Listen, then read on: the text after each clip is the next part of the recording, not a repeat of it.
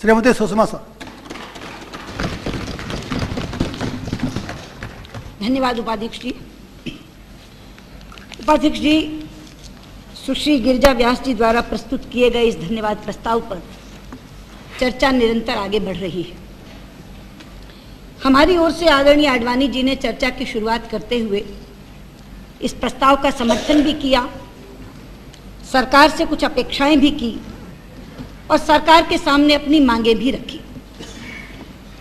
मैं इस अभिभाषण के बिंदुओं पर अपनी बात शुरू करने से पहले कुछ उन बातों का उत्तर देना चाहूंगी जो आदरणीय गिरिजा जी ने अपने प्रारंभिक वक्तव्य में कही थी।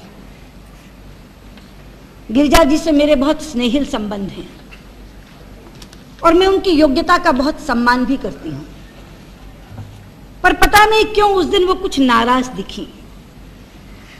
अब ये नाराजगी थी या मजबूरी, ये वो स्वयं जानती है। मैं गिरिजा जी को इतना कह सकती हूं कि शपथ ग्रहण समारोह के दिन मेरी आंखें टीवी पर राष्ट्रपति भवन में उन्हें जरूर खोज रही थी। वो नहीं दिखाई दी, इससे मुझे दुख भी हुआ, मगर वहां का गुस्सा आपने हम पर क्यों निकाला? आपने तो हमारी इतिश्री का ऐलान कर दिया, और वो भी अब के लिए नहीं, सदा के लिए। आप याद करिए आपने क्या कहा। आपने कहा कि ये इलेक्शन भारतीय जनता पार्टी के सो कॉल्ड असूलों का जवाब है और इंडिया शाइनिंग के नारे लगाने वालों की तो इतिश्री हो गई, और आगे एक वाक्य और जोड़ दिया कि मैं सोचती हूं कि ये इतिश्री सदा के लिए हो गई। मैं गिरिजा जी को बताना चाहूंगी, लोकतंत्र में चुनाव जीते जाते हैं, हारे जाते हैं, जो लोकतंत्र का बुनियादी नियम है, लेकिन यहां किसी की इतिश्री नहीं होती, ना पार्टी स्तर पर होती है गिरिजा जी, ना व्यक्तिगत स्तर पर होती है। आप तो स्वयं साक्षी हैं। आप 12वीं लोकसभा में चुनाव हारी थी, 13वीं लोकसभा में फिर जीत गई, 14वीं लोकसभा में हमारी नितांत नई प्रत्याशी किरण महेश्वरी ने आपको हरा दिया, और 15वीं लोकसभा में आप फिर जीत आई। और मैं पार्टी के स्तर पर भी आपको याद दिला दूं, 1977 में जिस समय श्रीमती इंदिरा गांधी हारी थी उपाध्यक्ष जी, अमृतसर से लेकर कलकत्ते तक कांग्रेस का सफाया हो गया। बहुत से समीक्षकों ने यह कहा था कि अब कांग्रेस की इतिश्री हो गई, लेकिन मात्र 2.5 वर्ष के बाद वो उसी धमक से वापस लौटी थी। 1984 में श्री राजीव गांधी जी के नेतृत्व में कांग्रेस ने 404 सीटें प्राप्त की थी, और हम 2 पर आकर रुक गए थे। 5 बरस बीते और अगला चुनाव हुआ, कांग्रेस चुनाव हार गई थी। उपाध्यक्ष जी, हम 40 गुना होकर उभरे थे, 40 गुना होकर। हम अब भी 116 हैं। मैं आपकी संख्या 99 की याद करा दूं, आप 114 जीत कर आए थे। 116 114 से तो थोड़े ज्यादा ही होते। अगर 114 वाले सन 2004 में सरकार बना गए, तो 116 वालों की इतिश्री कैसे हो गई? वास्तव में गिरिजा जी, आप साहित्यकार हैं, और साहित्य में हर कहानी की इतिश्री होती है, हर उपन्यास की इतिश्री होती है, लेकिन मैं राजनेत्री गिरिजा को बताना चाहती हूं कि राजनीति साहित्य नहीं होता। राजनीति में चुनाव लड़े जाते हैं, और उपाध्यक्ष जी, किसी भी लड़ाई की इतिश्री तब होती है जब सामने लड़ने वाला मैदान छोड़ दे। और मैं आपको बताना चाहती हूं, हम मैदान छोड़कर नहीं भाग रहे हैं, हम मैदान में डटे हुए हैं, और इसी पराजय में से हम विजय की राह निकालेंगे। ये आज मैं ऐलान करके आपके सामने कहना चाहती हूं। उपाध्यक्ष जी, अब मैं अभिभाषण के प्रथम बिंदु पर आती हूं। राष्ट्रपति महोदया ने प्रारंभ में ही जो पहला पैराग्राफ है जिसमें सबको बधाई दी, 5 पैराग्राफ तक वो बधाई देती नहीं अलग अलग, 6ठे पैराग्राफ से उन्होंने सरकार का काम शुरू किया। उन्होंने कहा, वर्ष 2004 में मेरी सरकार ने राष्ट्र के समक्ष एक समावेशी समाज और समावेशी अर्थव्यवस्था की संकल्पना रखी थी। सरकार ने इस संकल्पना को मूर्त रूप देने के लिए नीतियां और कार्यक्रम तैयार करने में पूर्ण निष्ठा से कार्य किया। मेरी सरकार का मानना है कि इस चुनाव में उसे जो भारी जनादेश प्राप्त हुआ है वो इसी समावेशी नीति का परिणाम है। सरकार मानती है कि वो अपने नीतियों और कार्यक्रमों के कारण जीती है। लेकिन मैं आपसे कहना चाहती हूँ, जब राजनीतिक विश्लेषक इस चुनाव का विश्लेषण करेंगे तो इस विश्लेषण को सही नहीं पाएंगे, क्योंकि नीतियों का जनादेश तो तब होता जब सारे नीति निर्धारक चुनावी समर में जनादेश प्राप्त करने के लिए उतरे होते। उपाध्यक्ष जी, नीति निर्धारण के क्षेत्र में प्रमुख भूमिका निभाने वाले 5-5 मंत्री तो चुनावी समर में उतरे ही नहीं, और जो उतरे उनमें से बहुत हार गए। प्रधानमंत्री चुनाव नहीं लड़े, रक्षा मंत्री चुनाव नहीं लड़े, शिक्षा मंत्री यानी एचआरडी मिनिस्टर चुनाव नहीं लड़े, 4.5 साल तक गृह विभाग संभालने वाले गृह मंत्री चुनाव नहीं लड़े, और 4.5 साल तक वित्त विभाग संभालने वाले वर्तमान गृह मंत्री चुनाव हारते हारते जीते, वो भी रिकाउंट में जीते। और इनके प्रमुख मंत्री चुनाव हार गए।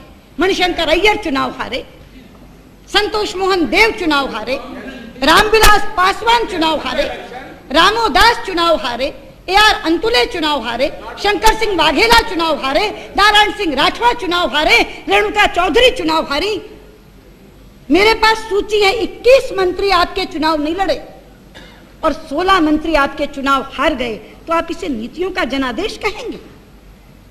एक दूसरी बात कही गई कि सेक्युलरिज्म पर जनादेश है, पंथ निरपेक्षता पर। यह भी सही नहीं। सेक्युलरिज्म के तो सारे पुरोधा ढह गए। सेक्युलरिज्म के सबसे बड़े पैरोकार वामपंथी है। सीपीएम वाले 43 से सिमटकर 16 पर खड़े हो गए। सीपीआई 10 से घटकर 4 पर आ गई। सेक्युलरिज्म के दूसरे अलंबरदार मेरे अत्यंत स्नेही भाई लालू यादव 23 से घटकर 4 पर आ गए। मुलायम सिंह यादव 38 से घटकर 22 पर आ गए।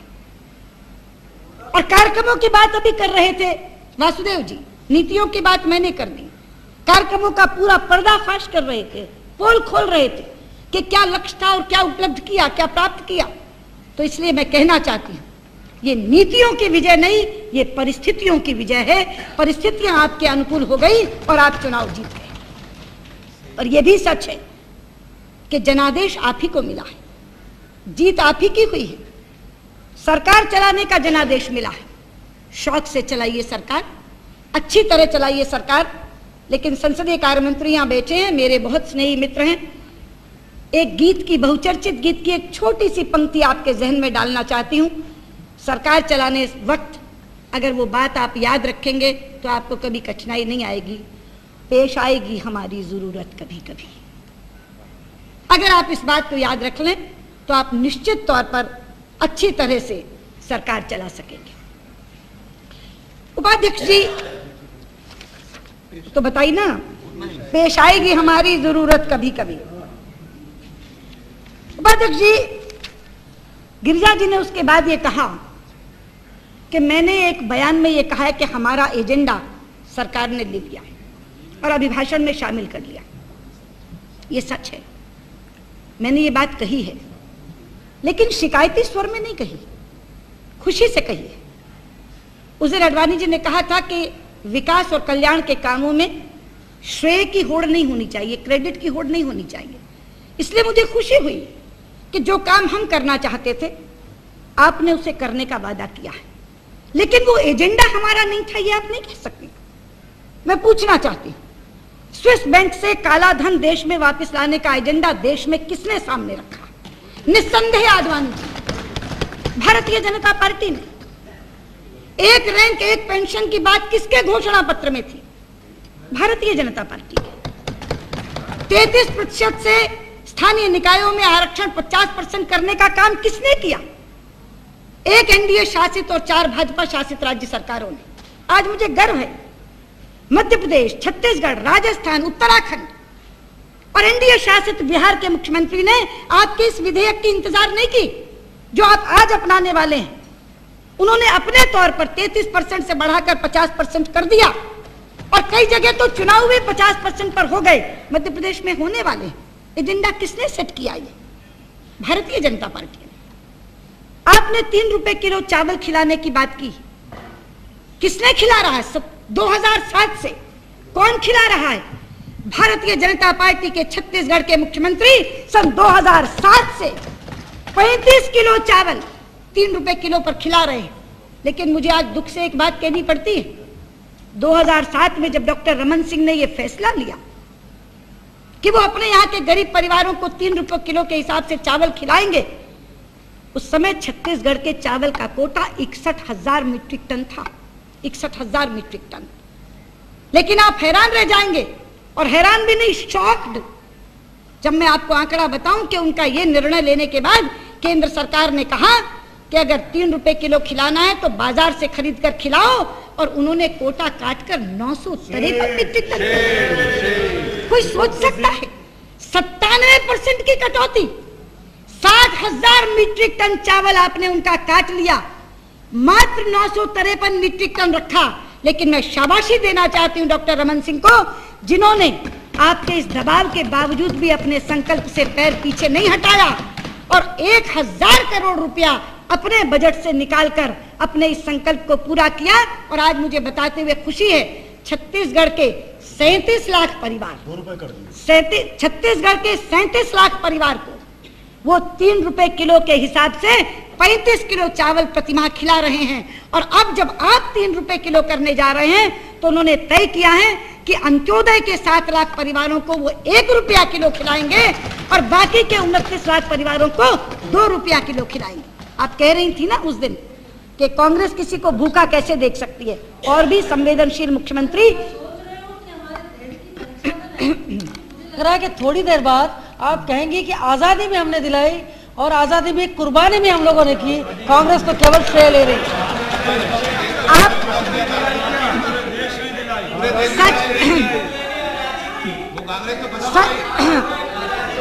सच को सुनिए, विषयांतर मत करिए, विषयांतर मत करिए। मैं बात चावल की कर रही हूँ और आप आजादी पे पहुंच गए। जो बात मैं कर रही हूँ, अगर उसमें मैं कुछ गलत कह रही हूँ तो आप मुझे बताइए, अगर मेरा आंकड़ा गलत है तो आप मुझे बताइए, अगर मैं कोई गलत तथ्य पेश कर रही हूँ तो आप मुझे बताइए। चावल का जवाब आप आजादी से दे रही हैं, ये तो विषयांतर है साहब। उपाध्यक्ष जी, but why? You are talking about yes, right. You are talking about right. Before Chhattisgarh government introduced the scheme, Andhra Pradesh government and Tamil Nadu government has been 2 rupee kg rice for all the people, all the below poverty line people. It is not your credit. Every state government has been doing. Don't claim credit for it. मैं तो उनके उस बात का जवाब दे रही हूँ कि वो कहते कि केवल कांग्रेस लोगों को भूखा नहीं रख सकती, इसलिए जो छत्तीसगढ़ ने किया वो बता रही हूँ, लेकिन छत्तीसगढ़ के साथ आपने क्या किया ये भी बता रही। उपाध्यक्ष जी, मैं यहाँ ये कहना चाहती हूँ कि ये योजनाएं जब चलें तो शासक दल का नामपट्ट देख करके उनके साथ भेदभाव न किया जाए। और ये बात मैं इसलिए कह रही हूँ कि इस समय मैं जिस प्रदेश से चुनकर आई हूँ वो मध्य प्रदेश ये भेदभाव भुगत रहा है। 21 लाख लोगों की सूची हमने बीपीएल परिवारों की आपको भेजी है, लेकिन केंद्र हमें उसका खाद्यान्न नहीं दे रहा। इसीलिए मैं आपसे कहना चाहती हूँ, इन योजनाओं को शुरू करने से पहले आप बीपीएल के मानदंड बदलिए। जब 2 एक साथ जीवन यापन करने वाले पड़ोसी एक साथ रहते हैं, एक को सरकारी सहायता मिलती है, दूसरे को नहीं मिलती है, तो उसके मन में जो पीड़ा होती है हम उसकी कल्पना नहीं कर सकते। इसलिए बीपीएल के मानदंड नए तरीके से तय करिए, नए तरीके से सूचियां बनवाइए और उसके बाद इस तरह की योजनाएं आप चालू करिए। ये मेरा आपको सुझाव है। और मैं मध्य प्रदेश की बात कर रही थी, केवल 21 लाख खाद्यान्न की बात नहीं है, हमारी कोयले की आपूर्ति आपने काट ली। आप जानते हैं मध्य प्रदेश बिजली संकट से जूझ रहा है, पानी नहीं बरसा, हमारी पन बिजली परियोजनाएं लगभग ठप पड़ी हैं। 2200 मेगावाट बिजली जो हम पानी से बनाते थे, आज हम मात्र 300 मेगावाट बना रहे हैं। आपने हमारी अनाबंटित कोटे की बिजली भी काट दी और हमारे थर्मल पावर प्लांट जिन्हें 17 लाख मीट्रिक टन कोयले की आवश्यकता है, उन्हें आप 11 लाख मीट्रिक टन दे रहे हैं। और बार बार आकर मुख्यमंत्री मिलते हैं, चिट्ठियां लिखते हैं, तो अभी लेटेस्ट 4 मई को भी आपने पत्र लिखकर उन्हें कहा कोयला आयात कर लीजिए। ये कितना बड़ा अन्याय है हमारे साथ। हमारे यहाँ कोयला उपलब्ध है, कोयले की खदानें हैं मध्य प्रदेश में, आप वहां से व्यापारियों को बेचने के लिए कोयला देते हैं, लेकिन मुख्यमंत्री को कहते हैं कि कोयला आयात कर लीजिए। इसलिए मैं आपसे कह रही हूं कि जब ये योजनाएं विकास और कल्याण की चले तो तमाम के तमाम राज्य, चाहे वहां किसी का भी शासन है, क्योंकि पहले नीतीश कुमार जी ने ये कहा कि आपने फ्लड राइट जितना था, जो बाढ़ की सहायता राशि थी वो वापस ले ली। कल भर्तृहरि मेहताब बोल रहे थे उड़ीसा की तरफ से क्या आपने राशि वापस मांग ली? सारे गैर कांग्रेसी राज्य जब यहाँ आकर के ये रोना रोते हैं, दुखड़ा रोते हैं, तो लगता है कि केंद्र की दृष्टि निष्पक्ष नहीं है। इसलिए मैं आपसे कहना चाहती हूँ, इन योजनाओं को जरूर चलाइए, लेकिन दृष्टि निष्पक्ष रख के चलाइए। और यही मुझे एक और शिकायत दर्ज करनी है। राष्ट्रपति अभिभाषण के पैरा 19 में आपने स्वास्थ्य संबंधी प्राथमिकताओं का जिक्र किया। मैंने आंखें गड़ा गड़ा कर देखा, उस दिन कान लगा लगा कर सुना कि कम से कम इसमें उन 6 एम्स के निर्माण कार्य का बात जरूर होगी जो सन 2003 में मैं करके गई थी। लेकिन मुझे दुख हुआ, ना तो आपके पैरा 19 में वो है, ना आपके 100 दिनों के एक्शन प्लान में वो है। यहाँ प्रणव दा बैठे हैं, मैं कहना चाहती हूँ सन 2003 में ये योजना मैं लेकर आई थी, अपने लिए नहीं, एक निष्पक्ष दृष्टि रखी थी। मैंने डायरेक्टर से डेटा मंगवाया था कि कहां कहां के लोग आज के एम्स में आते हैं। 56 साल पहले एक एम्स बना था इस देश में, उसके बाद से जनसंख्या कितनी हो गई, लेकिन एम्स में बढ़ोतरी नहीं हुई। जब डेटा आया, डेटा के आधार पर मैंने राज्य चुने थे, ये नहीं देखा था वहां किसका राज्य है। 6 में से 4 राज्य कांग्रेस शासित थे, एक राज्य आरजेडी शासित था, केवल एक राज्य एनडीए शासित था, बीजेपी के शासित एक भी राज्य उसमें नहीं था। मध्य प्रदेश में कांग्रेस का शासन था तब, छत्तीसगढ़ में कांग्रेस का शासन था, राजस्थान में कांग्रेस का शासन था, उत्तराखंड में कांग्रेस का शासन था, बिहार में लालू जी का शासन था, केवल उड़ीसा में बीजू जनता दल का शासन था। एक भी बीजेपी शासित राज्य नहीं था। लेकिन चूंकि चिकित्सा की दृष्टि से वो पिछड़े हुए राज्य थे, इसलिए उनको चुना और अपने समय में 10 महीने का कार्यकाल था केवल, अपने कार्यालय में 1 घंटा समर्पित कर दिया था इन एम्स को बनाने के लिए। और इसलिए 10 महीने में सारे 6 मुख्यमंत्रियों से जमीनें ले ली, शिलान्यास 6 के करवा दिए, वोट ऑन अकाउंट था केवल, उसमें भी बजट हिट बनवा दिया, 6 करोड़ रुपया उनकी 4 दीवारी बनाने के लिए रख दिया। ये सारा काम 10 महीने में पूरा करके गई थी। 5 साल निकाल दिए आपने। उन 4 दीवारियों में से कोई एक ईंट उखाड़ कर तो ले गया होगा, लेकिन उन 6 एम्स पर एक ईंट लगाने का काम आपने नहीं किया। 6 एम्स को अपग्रेड करने का काम भी किया था मैंने। दोनों सदनों में हर सत्र में एक ना एक सांसद जरूर उठाता था इस विषय को। यहाँ लाल सिंह जी बैठे थे जम्मू कश्मीर के, हर बार उठाते थे, क्योंकि उनके यहाँ भी मैंने अपग्रेड किया था। दोनों सदनों में कभी ध्यानाकर्षण आता था, कभी प्रश्न आता था, हर बार स्वास्थ्य मंत्री कहते थे बस हम निर्माण कार्य शुरू करने वाले हैं। लेकिन 5 बरस बीत गए, निर्माण कार्य नहीं हुआ। एक पुण्य का कार्य नारायण स्वामी ने जरूर कर दिया, उस स्वास्थ्य मंत्री को हराकर आज पुदुचेरी से नारायण स्वामी यहाँ आए हैं। इसलिए मैं नारायण स्वामी को इसमें बधाई देना चाहती हूँ।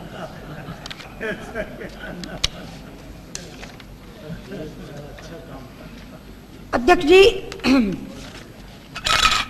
इसके आगे मैं एक और चूक की बात आपके सामने करना चाहूंगी।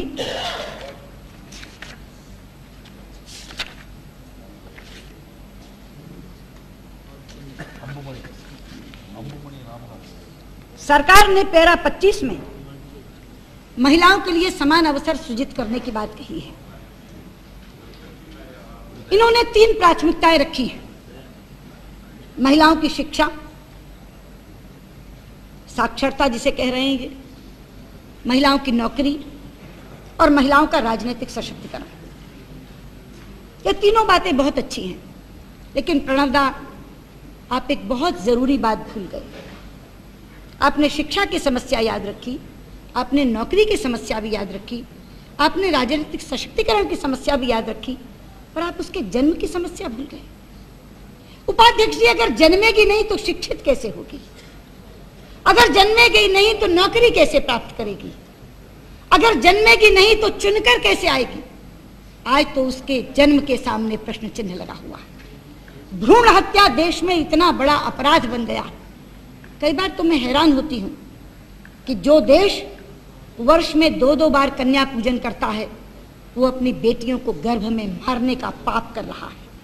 इसलिए मैं आपसे कहना चाहती हूं, ये चूक हुई है आपसे। ऐसा नहीं कि नियतन आपने ऐसा किया, लेकिन जब हम लोग आपस में बात करते हैं तो एक दूसरे की भूल सुधारने का भी काम करते हैं।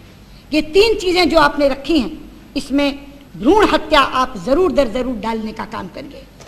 और एक बात जो उस दिन अडवाणी जी ने कही थी लाडली लक्ष्मी योजना की, मध्य प्रदेश में जो लाडली लक्ष्मी योजना चली है वो भ्रूण हत्या को सबसे पहले रोकती है, क्योंकि वो पैसा जन्म के समय दिया जाता है।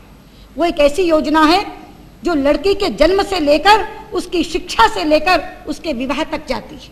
और इसलिए मैं आपसे कहना चाहूंगी कि आप प्रधानमंत्री जी से कहिए उस योजना का मसौदा मंगवा कर देखें।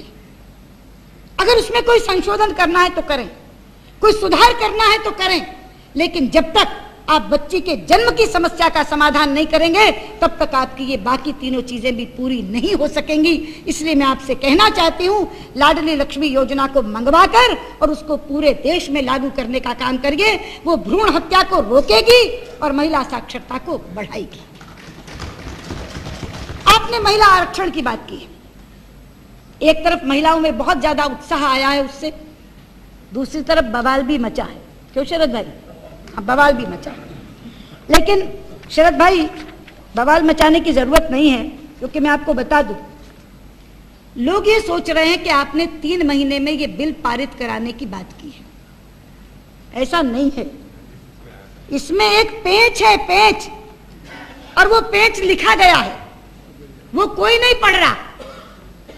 पहला वाक्य पढ़िए, मेरी सरकार अगले 100 दिनों के भीतर इन उपायों पर कदम उठाएगी। राज्य विधानमंडलों और संसद में महिलाओं को 1/3 आरक्षण देने के लिए संसद में महिला आरक्षण विधेयक को पारित करने के लिए कदम उठाएगी। यानी प्रधानमंत्री अगर एक मीटिंग बुला लेंगे सभी दलों की सर्वानुमति बनाने के लिए तो कदम उठ गया, ये वादा पूरा हो गया। कदम उठाएगी, बिल पारित नहीं कराएगी। आप काहे जहर खाने की बात कर रहे हैं? वो करते हैं और इसलिए केवल मीटिंग बुलाकर वादा के निर्वहन नहीं होंगे। लेकिन हाँ, एक बात से सहमत हूं कि उस मीटिंग के बाद यादव साहब पूरी तौर पर सहमत होंगे कि हाँ बिल्कुल महिला आरक्षण बिल आना ही चाहिए, ये मेरा वादा है। गिरिजा जी, इससे तो कहीं बड़े कदम हम उठा चुके। एक मिनट, इससे तो कहीं बड़े कदम हम उठा चुके। जहां तक प्रधानमंत्री के स्तर की मीटिंग की बात है, अटल जी के स्तर पर 3 बैठकें हुई। उसके बाद पीठासीन अध्यक्ष थे उस समय मनोहर जोशी जी, उन्होंने ये काम अपने सिर पर लिया, उनके स्तर पर मीटिंग हुई। उसके बाद जब मनमोहन सिंह जी आए तो उनके स्तर पर मीटिंग हुई। और जहां तक कदम उठाने की बात है, संसदीय कार्य मंत्री के तौर पर मैंने तो वो कदम उठा लिया था कि बिल को चर्चा के लिए कार्यसूची में लगा दिया था। इससे बड़ा क्या कदम उठाएंगे आप? कार्यसूची में लगा दिया था। लेकिन उस दिन भी बिल के विरोधियों ने ये कहा कि जब तक कार्यसूची से निकलेगा नहीं हम कार्यवाही चलने ही नहीं देंगे। तो इसलिए मैं आपसे कह रही हूं, आप तो ऐसे हो गए शायद आपने, मीडिया ने भी इसको नहीं पढ़ा, चारों तरफ आ गया 3 महीने में महिला बिल पारित हो जाएगा, 3 महीने में महिला बिल पारित हो जाएगा। 3 महीने में महिला बिल पारित होने का वादा ही नहीं है, कदम उठाने का वादा है। मैंने अंग्रेजी का भी मंगा के पढ़ा, उसमें भी यही है, गवर्नमेंट विल इनिशिएट स्टेप्स। तो जैसे मैंने कहा एक मीटिंग होगी, वो कदम उठ जाएगा, इनका वादा पूरा हो जाएगा। लेकिन महिला आरक्षण कब होगा, इसलिए प्रणोदा कहना चाहती हूं कि समयावधि तय करिए। बिल पारित कब करेंगे? जब वो समयावधि तय होगी तब मैं कहूंगी कि महिलाएं उत्साहित हों और कहें कि महिला आरक्षण बिल पारित होगा। अभी तो केवल कदम उठाने की बात कही गई है। उपाध्यक्ष जी, अब मैं अभिभाषण के पैरा 42 की बात करना चाहती हूं, जहां उन्होंने भारत पाकिस्तान संबंध की बात की। यह पैराग्राफ भारत पाकिस्तान के सीमा पार आतंकवाद को लेकर समाप्त हो गया। लेकिन जो विषय आज प्रासंगिक है उससे यह अभिभाषण अनछुआ रहा। रोज समाचार आ रहे हैं कि पाकिस्तान अपनी परमाणु क्षमता में वृद्धि कर रहा है। उपाध्यक्ष जी, इसी संभावना को देखते हुए अटल जी ने अपने कार्यकाल में भारत को परमाणु शक्ति संपन्न बनाने का काम किया था और पोखरण में परमाणु परीक्षण किया था। लेकिन मुझे दुख से कहना पड़ता है कि जो कुछ हमने अटल जी के राज में हासिल किया था, भारत अमेरिका परमाणु समझौते के रास्ते, हमने उसे खो दिया।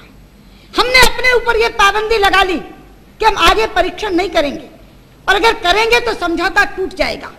इसलिए मैं आज ये प्रश्न करना चाहती हूं, प्रधानमंत्री उत्तर दें कि ये जो परमाणु क्षमता में वृद्धि पाकिस्तान कर रहा है, इससे निपटने के लिए हम क्या कार्य योजना बना रहे हैं?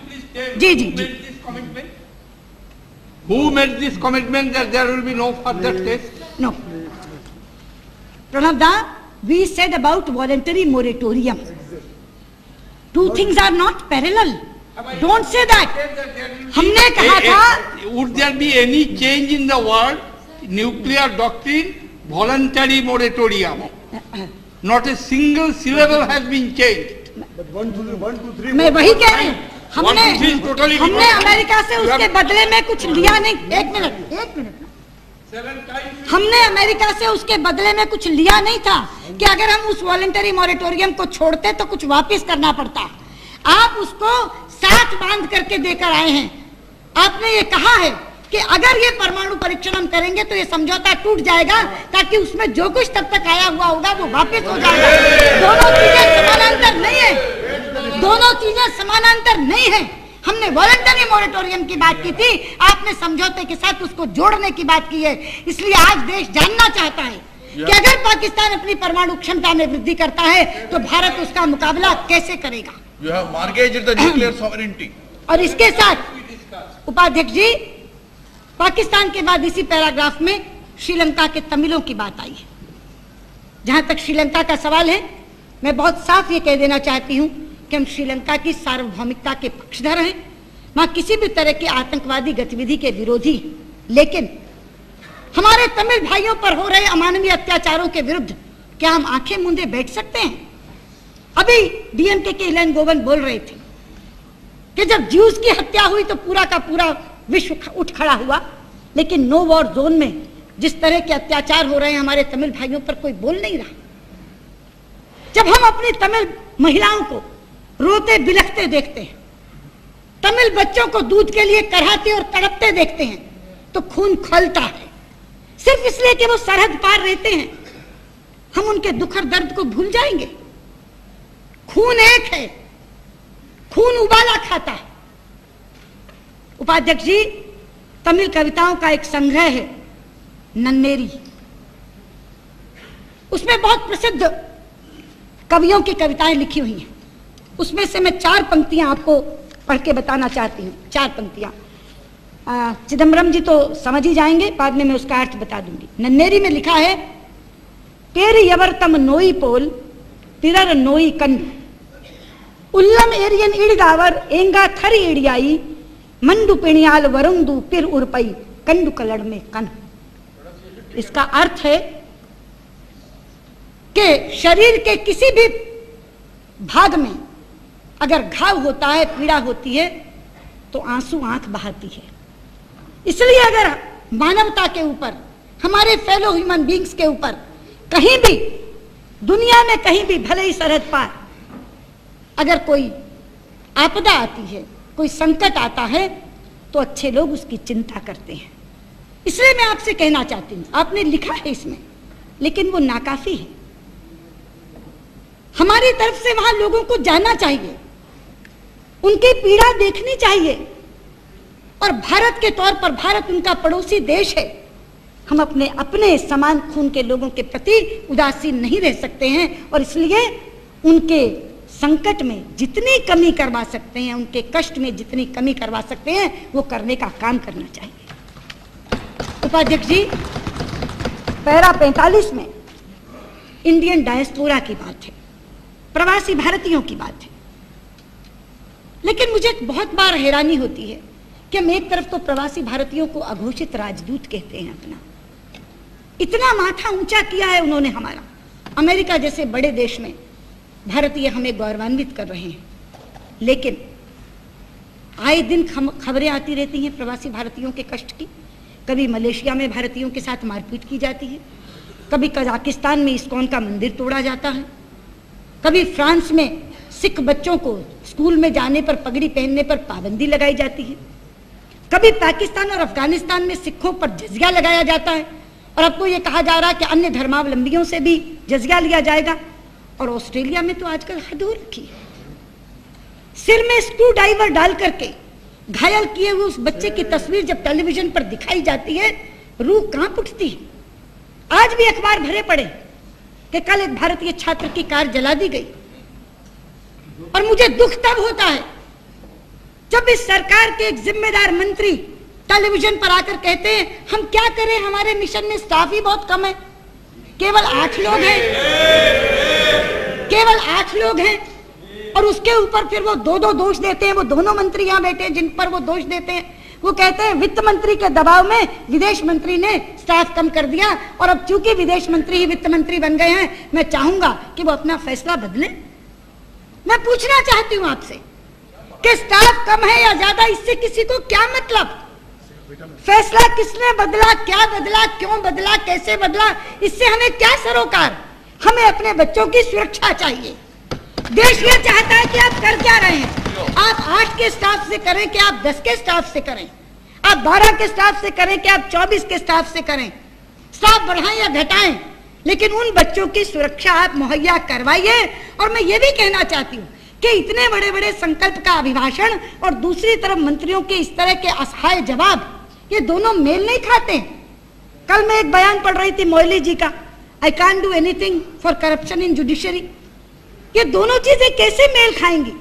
इस अभिभाषण को पूरा करने के लिए बहुत इच्छा शक्ति की जरूरत होगी, बहुत दृढ़ता की जरूरत होगी। इस तरह के असहायपूर्ण बयान अगर देंगे मंत्रीगण तो देशवासी क्या समझेंगे?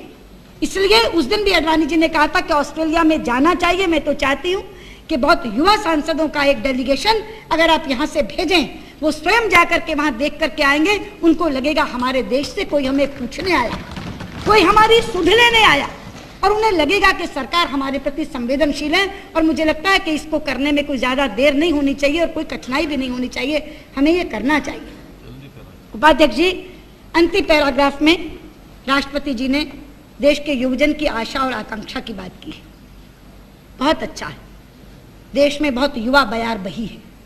लेकिन मैं एक बात कहना चाहती हूँ, ये पहली बार नहीं हुआ जब देश का युवजन खड़ा हुआ है। इस देश ने जब जब नाजुक मौका देखा है, युवजन ने अपनी भूमिका पूरी जिम्मेदारी के साथ निभाई है। इसीलिए स्वतंत्रता संग्राम में भी 23 वर्ष के भगत सिंह और 19 वर्ष के अशफाक उल्लाह खान फांसी के फंदे पे चढ़ गए थे। स्वतंत्र भारत में भी जब कांग्रेस का विघटन हुआ था, बड़ी उम्र के लोग कांग्रेस ओ में चले गए थे, तो कमान यंग टर्क्स ने संभाली थी और बहुत वर्षों तक वो भारत के राजनीतिक पटल पर छाए रहे थे।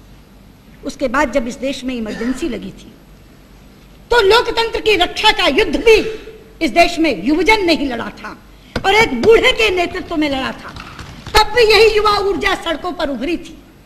उस आंदोलन की उपज आज भी इस संसद में दिखाई देती है। प्रथम पंक्तियों पर बैठे हैं, ये बैठे हैं भाई शरद यादव, पहले जनता सांसद के रूप में चुनकर आए थे। 28 वर्ष की उम्र थी शरद भाई यादव, 25 साल 1 माह, 25 साल 1 माह की उम्र में ये जनता सांसद के रूप में इस सदन में जीत कर आए थे। उसी आंदोलन की उपज, अलग अलग विभिन्न दलों में बैठे हैं उस आंदोलन के लोग, इस आंदोलन के लोग अलग अलग दलों में बैठे हैं, लेकिन भरपूर मात्रा में यहाँ विद्यमान है। ये 25 साल की उम्र में यहाँ सांसद बने थे और मैं 25 वर्ष की उम्र में हरियाणा में कैबिनेट की मंत्री बनी थी। असम का पूरा आंदोलन युवजनों का आंदोलन था। 25 से 30 वर्ष के लोग चुनकर के आए थे और ये पहली बार नहीं है कि यहाँ युवा चुनकर के आए हैं। अगर मैं आपको बताऊं, ये बैठे योगी आदित्यनाथ 37 वर्ष की उम्र है, 4थी बार चुनकर आए हैं। अनंत हेगड़े पीछे बैठे 40 वर्ष की उम्र है, 4थी बार चुनकर आए। अशोक अर्गल मेरे पीछे बैठे 40 वर्ष की उम्र है, 5वीं बार चुनकर आए। ये बैठे अनंत कुमार 36 साल की उम्र में सबसे पहले चुनकर आए थे। शाहनवाज हुसैन 36 साल की उम्र में तो कैबिनेट के मंत्री बन गए थे। उपाध्यक्ष जी, अटल जी की कैबिनेट में 11 मंत्री 50 वर्ष से कम की उम्र के थे, 11 मंत्री। और कैबिनेट स्तर के कह रही हूं, एमओएस नहीं कह रही, एमओएस तो बहुत है। अटल जी की कैबिनेट में 12 कैबिनेट मंत्री 50 से कम उम्र की थे और भारतीय जनता पार्टी की तरफ से 8 मुख्यमंत्री 50 से कम उम्र के बनाए गए और अर्जुन मुंडा बैठे हैं 35 वर्ष की उम्र में मुख्यमंत्री बन गए थे। तो ये युवा बयार पहली बार नहीं बही, लेकिन मैं बहुत खुश हूं कि इतनी बड़ी संख्या में इस संसद में युवा सांसद जीत करके आए हैं। मैं उनका सबका अभिनंदन करती हूँ, हृदय से अभिनंदन करती हूँ, क्योंकि जब वो भोले भाले चेहरे मुझे दिखते हैं तो जिंदगी में मैं स्वयं पीछे पहुंच जाती हूँ, अपना समय याद आ जाता। जब 25 वर्ष की उम्र में चुनकर गई थी और कैबिनेट मंत्रालय का भार संभाला था, लेकिन मैं केवल उनका अभिनंदन नहीं करती, मैं उनको ढेरों ढेरों शुभकामनाएं देती हूं कि जिन अपेक्षाओं से उनके क्षेत्र के लोगों ने उन्हें जिताकर भेजा है वो उन अपेक्षाओं को पूरा करें। लेकिन उन अपेक्षाओं को पूरा करने के लिए सरकार को कुछ करना होगा। हाँ, पवन भाई को देखकर याद आया मुझे, पवन भाई और हम एक ही डिपार्टमेंट से पढ़े हैं। वो 1 साल मेरे सीनियर थे, उम्र में शायद 3 साल बड़े हैं मुझसे। 13 साल पहले मेरी पार्टी ने मुझे कैबिनेट का मंत्री बना दिया था। 13 साल बाद इनकी पार्टी को याद आई है और वो भी सीजनल मिनिस्ट्री देकर के चुप गए हैं। 4 महीने काम करेंगे, 8 महीने खाली बेचेंगे। प्रणवदा, कम से कम महकमा तो साथ में दिलवा दीजिए कि 12 महीने मेरा भाई काम कर सके। बहुत योग्य है वो डिपार्टमेंट, ही बहुत योग्य लोगों को निकालता है। तो कम से कम 12 महीने की मंत्रिमंडल तो इनको मंत्री तो ऐसा दीजिए, मंत्रालय 12 महीने काम कर सके। लेकिन यहाँ मैं एक बात कहना चाहूंगी उपाध्यक्ष जी, एक बात यहाँ जरूर कहना चाहूंगी कि यौवन बहुत देर प्रतीक्षा नहीं करता। अगर विलंब होता है तो यौवन अधीर हो उठता है और उस अधीरता में खतरे का संकेत छिपा होता है। इसलिए मैं आप लोगों से कहना चाहूंगी, बहुत बड़ी जिम्मेदारी आई है हम सब पर। 100 दिन में तस्वीर नहीं बदल सकती, लेकिन तस्वीर बदलने की रूपरेखा तैयार हो सकती है। आप वो रूपरेखा तैयार करिए। मैं अपनी ओर से आश्वासन देना चाहती हूं। आडवाणी जी ने आपको उस दिन आश्वासन दिया था, उस भावना से स्वयं को संबद्ध करके कहना चाहती हूं, जनता ने आपको शासक की भूमिका दी है, हमें प्रहरी की। आप अच्छा काम करेंगे, हम आपका भरपूर सहयोग करेंगे। आप देरी करेंगे, हम आपको याद दिलाएंगे। आप नहीं करेंगे, हम आपको चेताएंगे। आप गलत करेंगे तो हम आपका विरोध करेंगे। लेकिन 100 दिन के बाद आपके अभिभाषण के इन बिंदुओं को जरूर दर जरूर सत्य की कसौटी पर तोलने का काम करेंगे। बहुत बहुत धन्यवाद।